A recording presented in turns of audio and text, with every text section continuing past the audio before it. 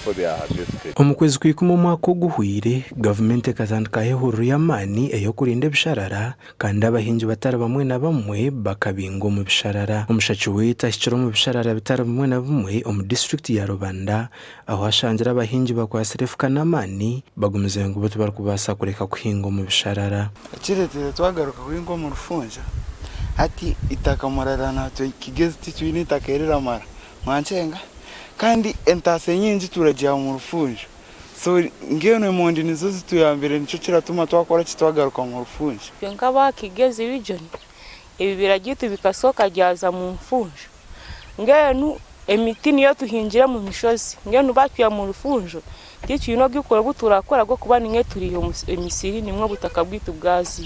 Abebembezi batari bamwe na bamwe nabo borekere kuba rukuhagira icyo abahingi kuguma mu bisharara. Kutubazire twashanga ebe bintu wayama abantu ezisete ziri kwija kabari kubigura hati kuzirabe zitijire ngo abantu bazitunge zibase kuba yamba umukora imirimo yabo nibeje ku government iri muneta mushi ekeri kwenda kuturetera habwo kuba amatego nka gutubazire agana gutubazire agari kuja ahadayari abantu bari kutomu dayari amata gutukuzo tukajya ngo ahadayari jahija amateri izobaga ahahija haga ago tukashanga gari kuba mate garingana litazo umutwaro gumwe n'iceka buri izoba mbamanyise ngika kigezi tutabaho urufunjo rutariho na president ayishirize ngo tuhinge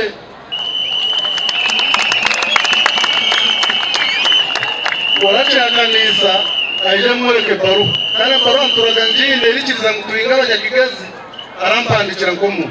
Minisita w'ihanga w'ibyo bahangwa Beatrice Anywa nagira ngo cyanga cya Kigezi Bukedia hamwe na Busoga hino ku President Museveni habwira ko bari abatwarizi batakababingira mu bisharara. So the president said they need to be given some package compensation sort of so that they move out smoothly. And I'm busy moving around on the directive of His Excellency the President to talk to our development partners to get what package can give them an alternative source of life food so that we don't continue with running battles.